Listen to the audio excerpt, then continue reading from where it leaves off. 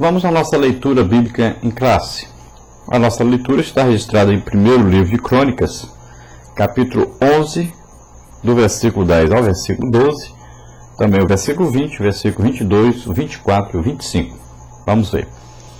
E estes foram os chefes dos heróis que Davi tinha e que o apoiaram fortemente no seu reino, com todo Israel, para o fazerem rei, conforme a palavra do Senhor no tocante a Israel. E estes foram do número dos heróis que Davi tinha: Jazobeão, Acmonita, o principal dos capitães, o qual, brandindo a sua lança contra 300 de uma vez, os matou. E depois dele, Eleazar, filho de Dodô, o Auita, ele estava entre os 3 varões. E também Abisai, irmão de Joabe, foi chefe de 3, o qual, brandindo a sua lança contra 300, os feriu, e teve nome entre os 3. Também Benaía, filho de Joiada, filho de um valente varão, grande em obras, de Cabzeel, ele feriu 2 fortes leões de Moabe, e também desceu e feriu um leão dentro de uma cova, no tempo da neve. Estas coisas fez Benaía, filho de Joiada, pelo que teve nome entre aqueles 3 varões. Eis que dos 30 foi ele o mais ilustre, contudo não chegou aos 3, e Davi o pôs sobre os da sua guarda. Glória a Deus. Veja só, homens valentes, realmente corajosos, homens que um só deles lutava contra 300 de uma vez. Uma coisa incrível mesmo. Homens que aí lutavam contra as feras, contra vários homens ao mesmo tempo, homens que se destacaram e eram heróis, né, que faziam parte desse grupo de homens de Davi, liderados por Davi. Então vamos ver nessa lição que homens devidamente bem liderados são pessoas que vão produzir um efeito muito grande na sociedade em que vivem. Poderão ser destaque, antes era um destaque negativo, passa a ser destaque positivo. Essa qualidade de pessoas que seguiam Davi eram pessoas que antes de conhecer Davi, elas tinham uma péssima condição social, uma péssima fama, e eram pessoas excluídas da sociedade.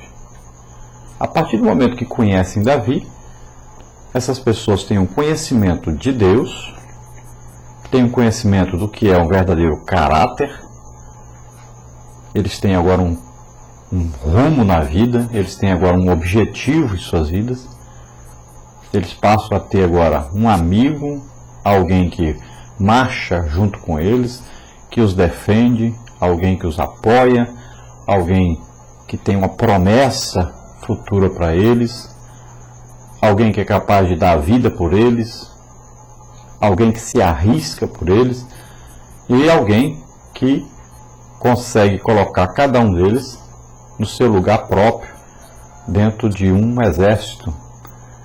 Cada um agora tem uma importância dentro de um exército, dentro de um todo, e eles sabem que agora unidos são muito fortes e podem agora conquistar uma nação inteira e serem líderes dentro dessa nação. Então eles são transformados realmente em pessoas úteis, pessoas agora que vão produzir sempre coisas boas. Se você reparar bem, a igreja é formada de diversos tipos de pessoas. E quando essa igreja encontra um líder realmente, ela é uma igreja que produz muito, que trabalha muito, que ganha muitas almas, que tem um trabalho social muito grande e que ela atinge toda uma cidade e é capaz de transformar toda uma cidade. Então a igreja, ela tem a necessidade sempre de ter um líder local, porque ela já tem um líder espiritual, ela já tem um líder que pode conduzi-la, desde que a igreja siga esse líder. Mas ela necessita também de alguém para coordenar o seu trabalho, para estar ali no meio e sabendo sempre Essa pessoa serve para quê? Esse serve para quê? Esse serve para quê? Então a igreja precisa de alguém em que possa confiar, em que possa procurar na hora da sua necessidade ou de algum problema que acontece, e precisa também desse líder marchar à frente desse povo e coordenar o trabalho e saber a função de cada um dentro desse corpo que é a igreja. E por isso que Jesus coloca homens, dá homens à igreja. Quais?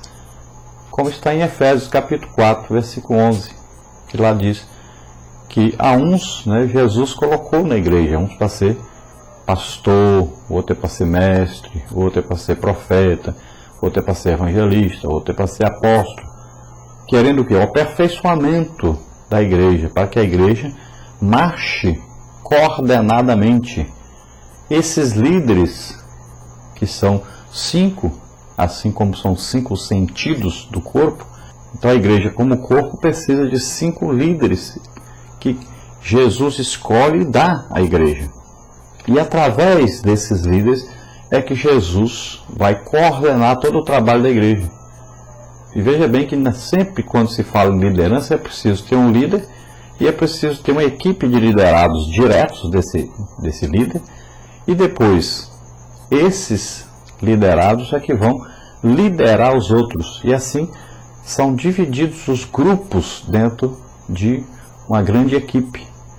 Existe o cabeça, que é o líder, depois os mais chegados a esse líder, depois mais outros, e vai assim, até que todo o corpo, todo o conjunto de liderados, então marche unido, sempre com um objetivo e sempre com um trabalho programado, tendo um objetivo para cumprir. E todos falam bem daquele líder que é o cabeça, todos querem ajudar esse líder, querem participar desse trabalho desse líder. Marcham todos unidos. Assim funciona. E assim uma igreja vence todos os obstáculos. Então é uma coisa muito importante isso. Encontrar um verdadeiro líder. Nós temos aí na nossa lição um quadro falando do processo de feedback laboral em equipe. Ou seja, falando sobre um processo aqui de retorno. Então, quando o líder programa, tem um objetivo, fala que vamos fazer tal coisa, ele espera que haja um retorno da sua equipe, que haja uma resposta da sua equipe, que haja um resultado desse incentivo que esse líder deu à sua equipe. Ele acha então que vai haver o que? Um resultado prático daquilo que foi coordenado, daquilo que foi dada a ordem para se fazer, daquilo que se orientou para fazer. Então deve haver uma resposta. Esse feedback é uma resposta a essa ordem dada, a esse objetivo lançado para a equipe. Nós vamos ver que Deus, o Pai, Ele nos dá as sementes para semearmos, a palavra de Deus. Vamos ver que Ele dá para nós recursos humanos, Ele equipa-nos para fazermos isso, para lançarmos essa semente, a semente, a palavra de Deus, o Evangelho. E Ele nos equipa, dons espirituais, e com diversas outras capacitações para podermos fazer isso. Ele nos dá força e saúde para isso. Então, força espiritual, o Espírito Santo está conosco, ele nos dá aí saúde espiritual da alma e também o corpo. Jesus cura todas as enfermidades. Também ele nos dá aí a água para fazermos a nossa tarefa. No caso de plantar, é preciso o quê? Haver uma unção acompanhando essa pregação do Evangelho. É preciso a palavra ser lançada, mas ungida pelo Espírito Santo. Assim o pecador é convencido do pecado, da justiça e do juízo. Só a palavra sem Espírito não funciona, não produz vida para Deus. Então é preciso haver todas essas coisas que Deus nos dá para fazermos a sua obra. E nós vamos ver aí que nós recebemos, a igreja recebe isso tudo de Deus e vai lançar então essa semente, né? Vai plantar essa semente, lançar. Agora existem vários tipos de terrenos, devemos lançar em todos. Não sabemos qual vai produzir bem.